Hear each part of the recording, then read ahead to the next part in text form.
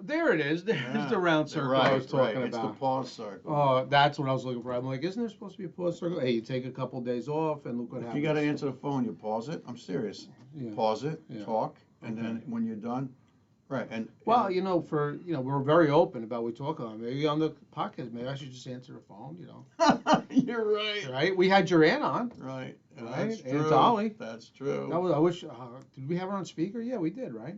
I don't think if they I could think hear. she was on speaker, but she speaks so softly. How's she doing? She okay? Yeah, we went to. We had a great time. Yeah. Let's do a countdown. And we'll hear about Aunt Dolly. Yeah. Okay. All right. All right. Ready? Yeah. 5, 4, 3, 2, 1. Welcome back, friends. Welcome back to another episode of The Jersey Alchemist. I'm your host, Dr. John Gerard Gallucci. And I'm Philip D'Angelo.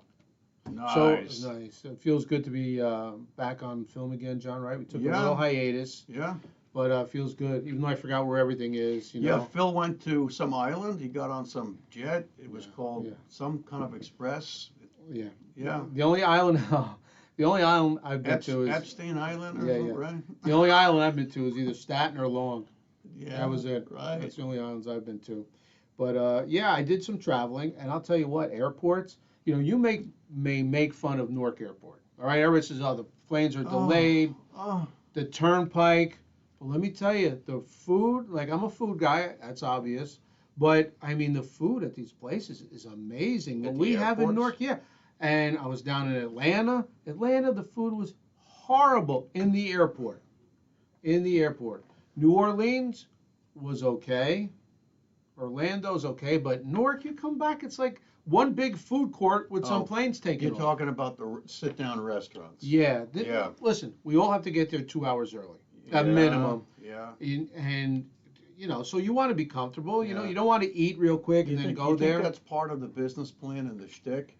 Tell people they got to get there 2 or 3 hours early, and then you're forced to sit down, knock off a couple beers, have a steak, have a couple of Wahlberg hamburgers that really are no better than anybody else's, and you're spending tons of money. Have you been to Atlanta's airport?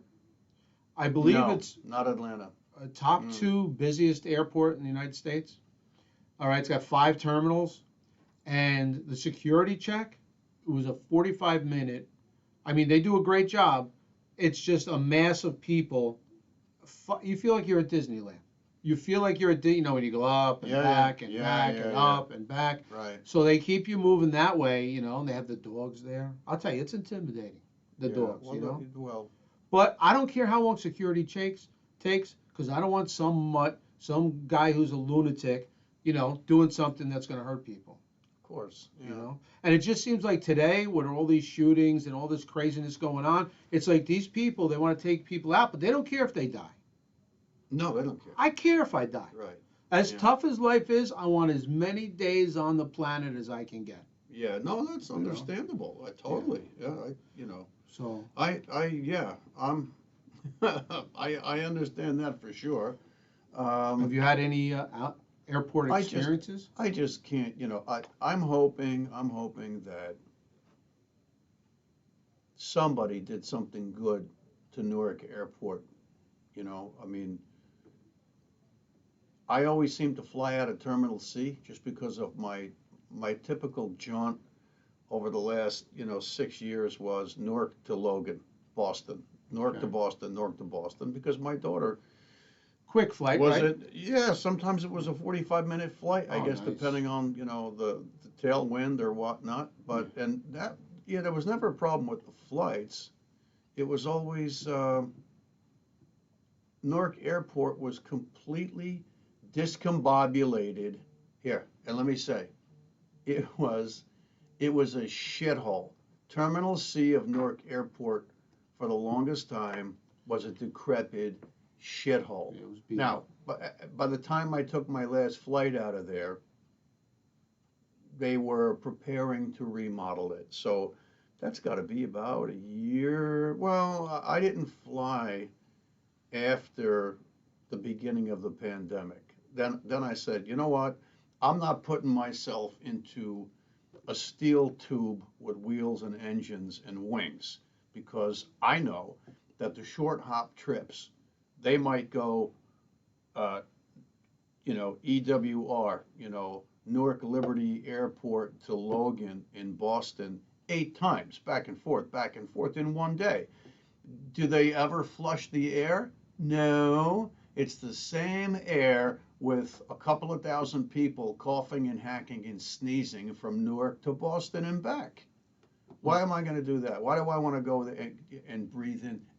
And before the pandemic, the people I work with, one woman used to go to Dallas to see her son who was in college there, and she would come back in 2 or 3 days. She's hacking and sneezing and, blowing her nose, and I'd say, "Oh, you went to Dallas?"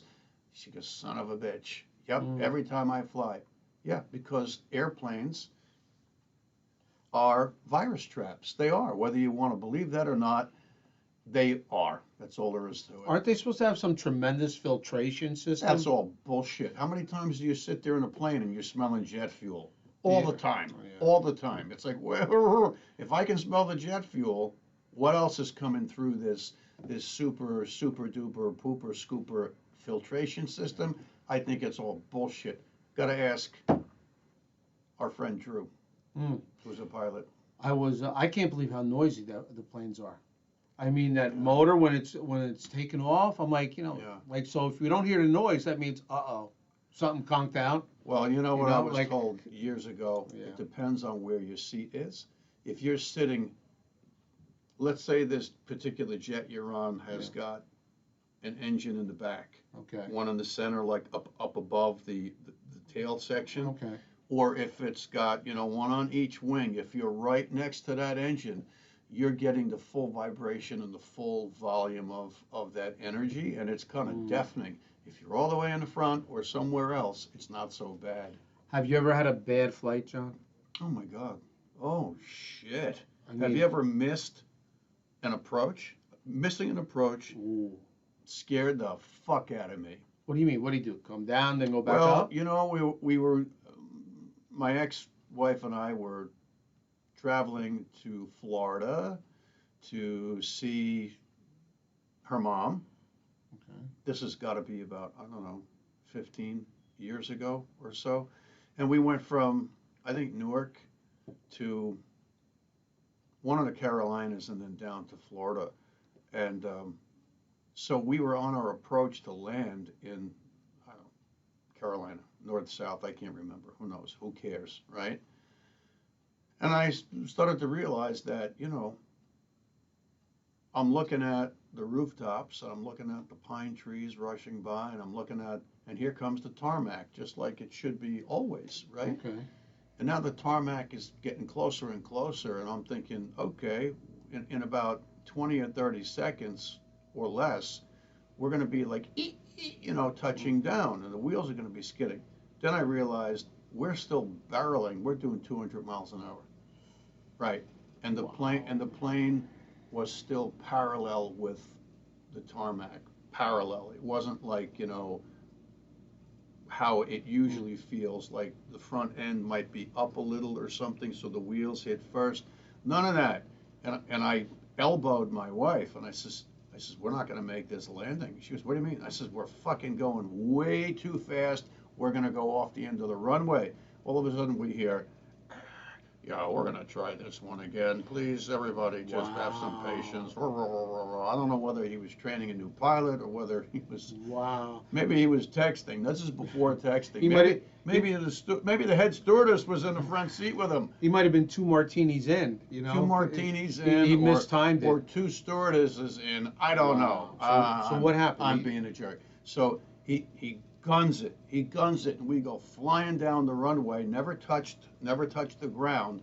And now I would imagine, I'm not a pilot. Now he's got the issue of he's been off the ground, and how does he get the nose up without having the tail touch? And because I read up on it after that, and I was like, holy fuck, we were close. We were close to not making it. And it took until way, way, way beyond the runway to kind of, gain altitude where we could. And then because we broke the pattern, which made me so it made me so nauseated. Now we're doing a figure of fucking 8 for a half an hour. Figure 8.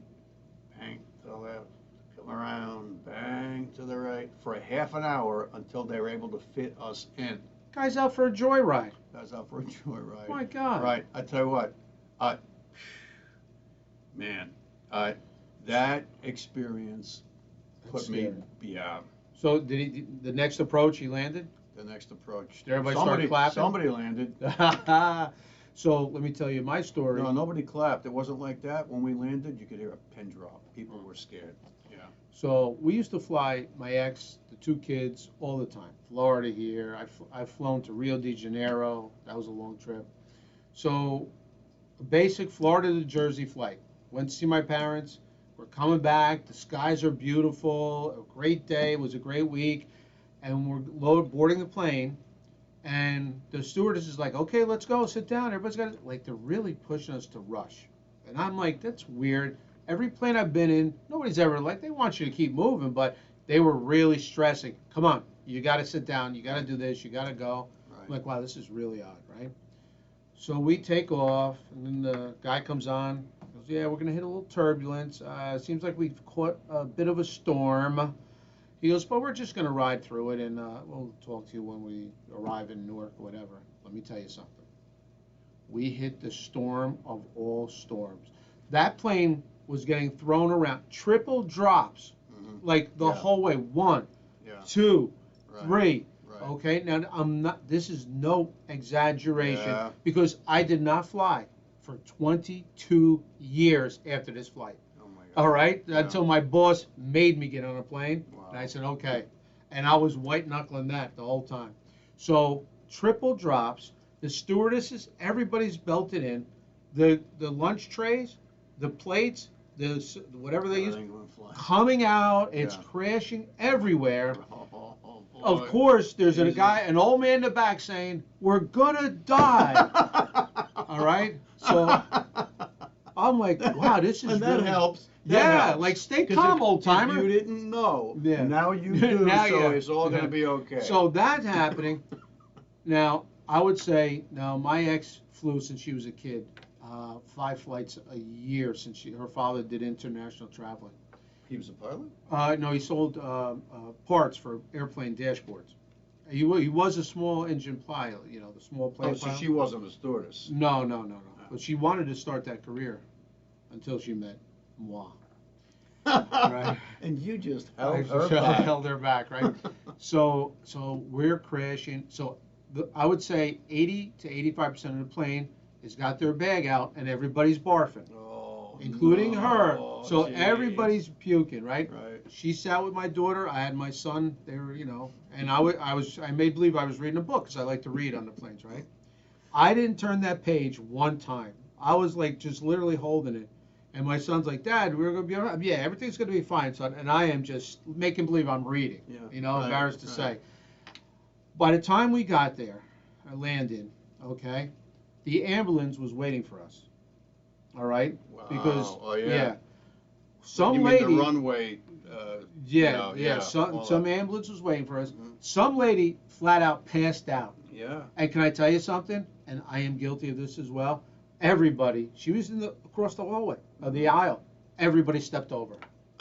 Everybody to get off the plane. I think my right foot might have dragged a little. I think I might have given her a little kick too. I'm just telling you, that's how bad it was. Wow. So we get off that plane. There are people crying. I mean, it was really bad. Right? You saw the trays. It was a mess, a disaster. We had a car waiting for us, okay? Nobody, my ex, my 2 kids, nobody said a word. Right. I swear to God, we didn't talk for 2 days. We were all in the house. Yeah. We did not say a word. We were just stunned. Oh, this was landing in Newark? You were home? Yeah. Wow. From Florida to Newark, a trip we must have made 100 times. And it was really bad. And it took me 22 years. And the threat of losing my job to get me back on a plane again. Well, I'll tell you what, there was a flight from Newark to Logan, and maybe my daughter was a sophomore in college. Maybe that was 2016 or 17. Flight was fine. Flight was good. It was a 55-minute flight from Newark to Logan. And all of a sudden, I'm looking at the airport, out the window, because if I have a window seat, I'm like a dog in a car. I can't help but, look at the terrain. Yeah. And all of a sudden, the pilot says, "Oh, keep your seatbelts on. We're on a descent. A little turbulence." And all you hear amongst the mumbo bullshit jumbo are a couple of key words to keep your ass kind of alert, And all of a sudden, I don't know whether we hit, and I'm no pilot, right? Not even close, but I don't know whether we hit a runway rotor, or just horrible turbulence, or pockets of high and low pressure. I swear to you, what we hit, you must have hit continually to cause all of that melee, because the plane, we were like, I don't know, a couple hundred feet, from the concrete, that's pretty close. And all of a sudden, we went from a couple hundred feet to like 75 feet. Like wham, and all of a sudden, the plane starts going like this, left, right wing down, left wing down, and then we're up and we're down, and then it's bang, bang, bang, and we haven't even touched the ground yet. Holy shit! I just thought, okay, if we're gonna die, it's gonna happen real soon, because we're like, we don't have 3,000 feet to fall or 10,000 feet. We're right there. We're like 100 feet off the concrete. So if we're going to hit, it's going to happen immediately. It doesn't matter. It'll be over before anybody has anything to say. Ever the optimist. Right. Right. Had to be quick. Yeah, it was tough. And I never threw up on a flight, but that one when we missed the approach, yeah. I came close, but I have a funny story. My brother, used to get a little nervous before he flew. And he told me this story while he and I were getting onto the same TWA route from JFK to Paris, the same exact flight that got shot out of the sky by a U.S. Navy missile. Oh. And I think we mentioned this on another program. The French military, French Navy actually, ratted on the U.S. Navy that. You remember? I can't remember the name of the flight, but it was a fully loaded TWA. I think it was a 747. And it went up. It was barely over the ocean, over the coast of Long Island. And the U.S. Navy fucking nailed it and took it down and killed everybody. And of course, they weren't trying to shoot the plane down. But then, whoever the people are that are charged with investigating crashes, came up with some cockamamie bullshit story about an oxygen line broke and it leaked and it caused a flash explosion and it blew out the side of the plane. No, the U.S. Navy shot it down.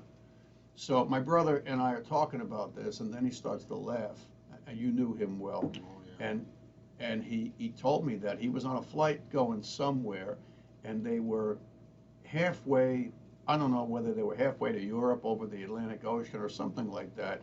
And he started to not feel good because there was turbulence. He had a couple drinks and all that crap, and he couldn't find the barf bag fast enough. And the girl sitting in the seat next to him had gotten up and used the ladies' room. So while she's in the bathroom, he throws up all over her seat. He empties his stomach all over her seat. Disgusting. And what do you think he does? He asks the stewardess for a blanket. He gets the blanket. He tucks it in. He puts it over the puke on her seat. She comes back.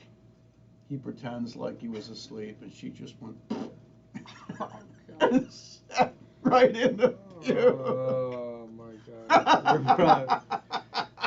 He was a quick thinker, though, right? Wow, that is crazy. He said, I thought they would call the police and throw me off the plane. I says, you're over the Atlantic fucking Ocean. How are they going to throw you off the plane? Arrest you in Paris? That is too funny. Yeah, right? Are you the puker? Right, with that accent. Right. Are you the one, huh? You. Fatso. I see it on your chin.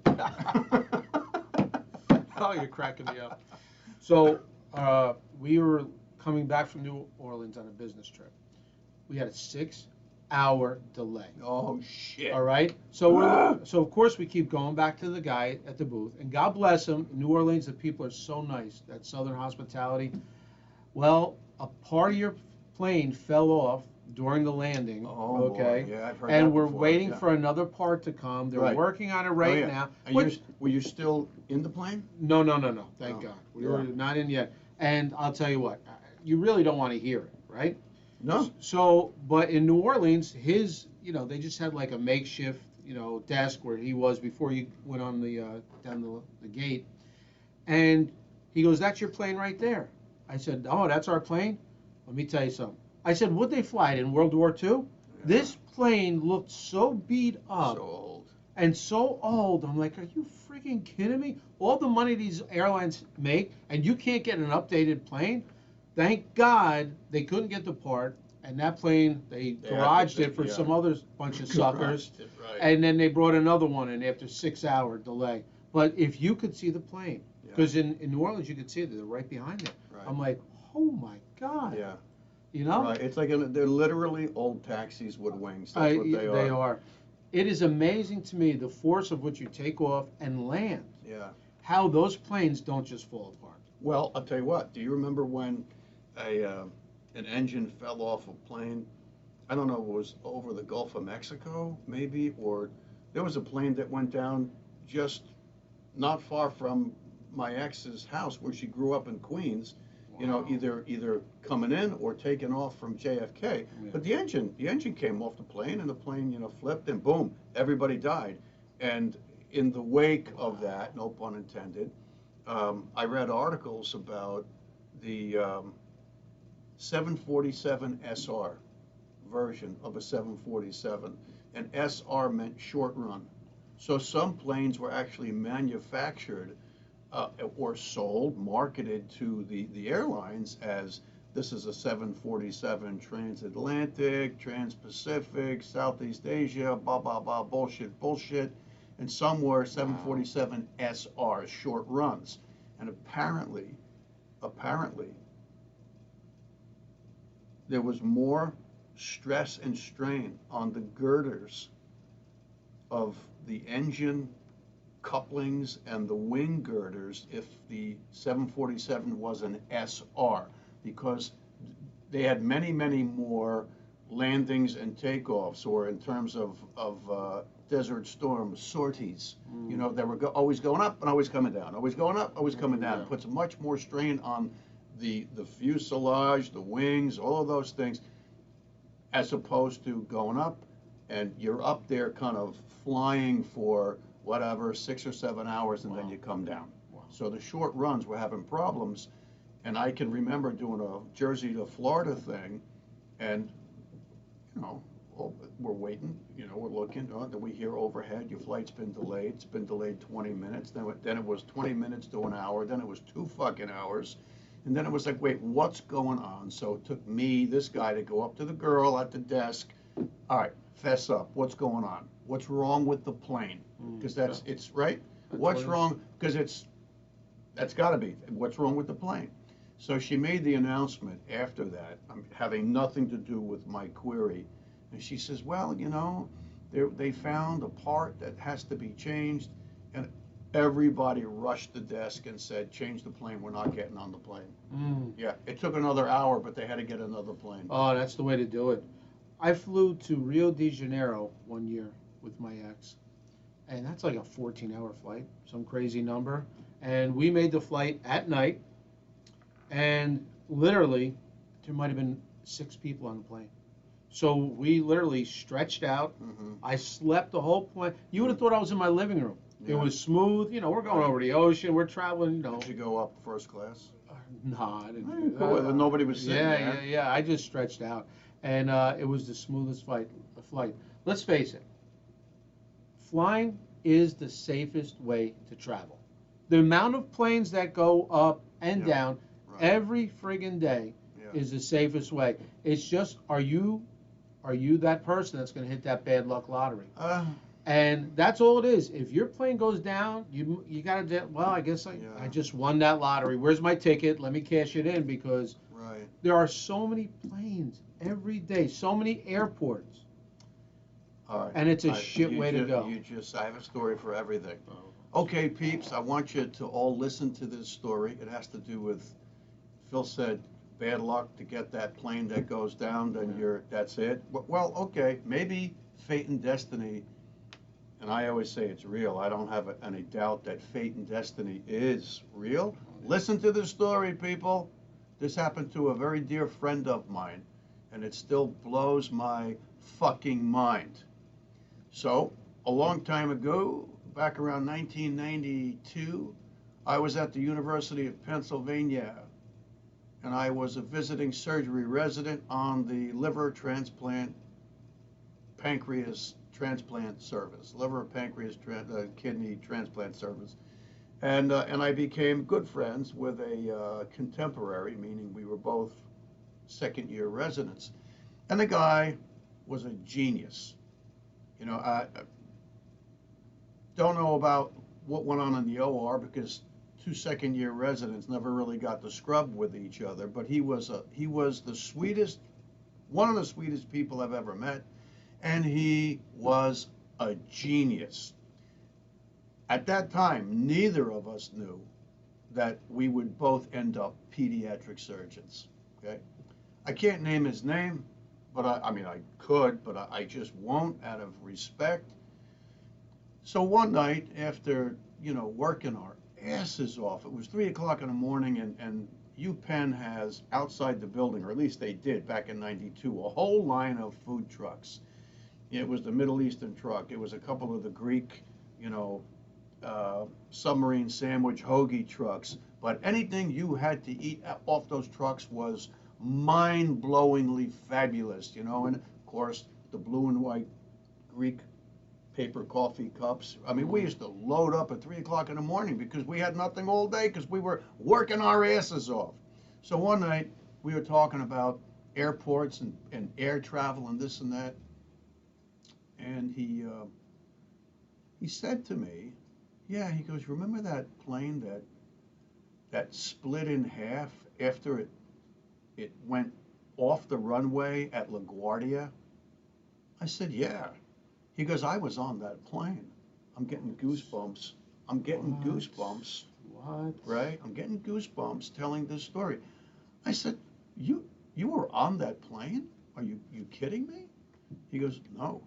He goes, the plane broke in half, just a few feet in front of my seat. He goes, and there were people who died instantly.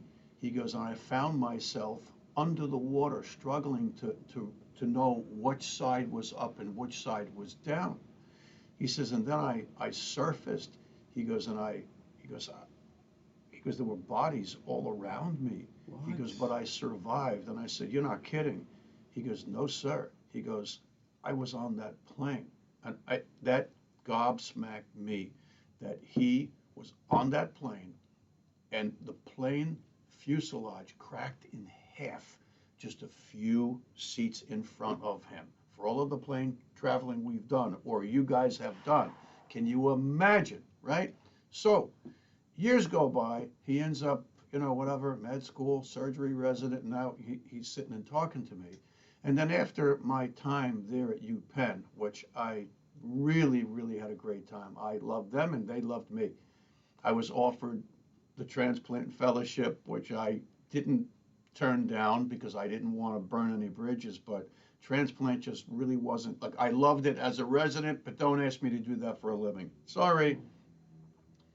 He ends up becoming a pediatric surgeon, and wow, Shazam, so do I. And we stayed in touch through the years, and then when social media came up, we did the social media thing. I'd see him at, a conference here or there. It was always a great reunion.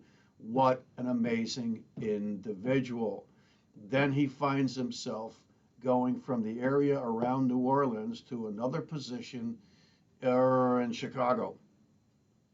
And by this time in life, he was married, and I think he had a couple of kids, and they went to the beach. And I should say that one of the things he said to me while we were talking when we were second-year residents, when he told me about this horrific plane crash at LaGuardia, he said that while he was under the water, the thought came through his head, I guess this is how I die. I'm going to drown. He says, but it didn't happen. He goes, it almost happened. Fast forward the story. That's the key part I forgot. Sorry. Fast forward the story. He goes to the beach. Is it Lake Michigan? That's there. I mean, I've been there many times, and I think it's Lake Michigan that's right on the shore of Chicago. And there are beaches there. And he's at the beach with his wife and his kids.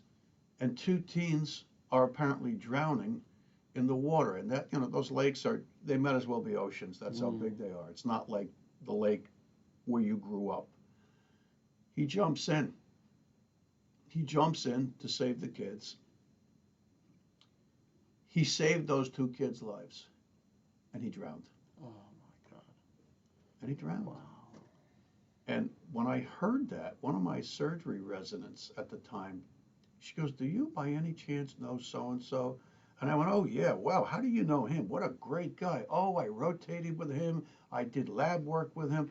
Yeah, what a great guy. Wow. Yeah, oh, there's an... She goes, yeah. She goes, how sad. I went, what? She goes, he passed away. He drowned saving two kids in Lake Michigan. And I was like, holy shit. Even to remember the story now. But talk about fate and destiny. Wow. It didn't get him when the plane cracked in half right in front of him. But it got him in Chicago years and years and years later. Wow. He fucking drowned. And he contemplated crazy. While he was under the water, is this how I'm going to go? I'm going to drown. Wow. And he did. That is an unbelievable story. Yeah, it's crazy story. I still feel so sad. Jesus Lord. Especially such a great person, right? Oh my God. Hurts. He was you know what? It fits. It fits because the motherfuckers that are out there live to be 100. Yeah. And that guy was the salt of the earth. He was God's child. And man, wow, was I privileged to know him and work with him. Unbelievable. What about that plane that landed in the Hudson a few years ago? Oh, where that guy Sully? Yeah. How did he do that? Well, he didn't really have much of a choice, and he pulled it off. Oh my God! Nobody else would have pulled that off. I mean, that is amazing. Yeah, it is, and apparently nobody was even hurt, right? Yeah. I'm sure there were a couple of jerk-offs that sued the airlines. Oh, my back. My back. You're alive. Shut up. Wow, John, what an episode! If you had to alchemize this episode, could you, and how would you? I don't know if that makes sense. Well, I know you can. I think, yeah, I think air travel is never going to go away, right? And it's I don't want to be redundant, but it's here to stay. And humanity relies on air travel. It brings us the best of humanity, and it also brings us quite a few problems. How so? Well, if there's an infectious outbreak somewhere across the globe and nobody recognizes it and people are flying back and forth all over the globe, now it's all over the place before anybody recognizes it. It's been exploited by terrorists, whether false flag terrorism or homegrown organic. But I would say everybody has to be thankful and positive. I just wish that the agencies and the governments that control air travel would clean up the airports, try to streamline TSA. A lot of us believe that TSA, it kind of reminds me of 9/11 and the Patriot Act. Without 9/11, the Patriot Act would never exist. And without 9/11, or the underwear shoe bomber. Remember that guy that Oh, they pulled God. off the plane? Creep. Turns out he was some kind of government Manchurian candidate. He was, one of those. It was all in the pipeline and planned. Air travel can be an enigma for me. I don't want to talk negative about it. I don't want to, glorify it per se, but I love air travel. But agencies pull moves and they scare the shit out of everybody about air travel. And then if carbon footprints are just too big to be manageable, and if global warming is real because of carbon footprints of people, how many flights take place on this planet a day? Thousands and thousands and thousands, and it's all fossil fuel. Well, guess what? Come up with another way to fly a plane transatlantic or to Southeast Asia or from Canada to Florida. There's a lot of problems with it. It's an imperfect system, but I think most of us love air travel. And I think that we have to thank God for the people that become pilots and stewardesses.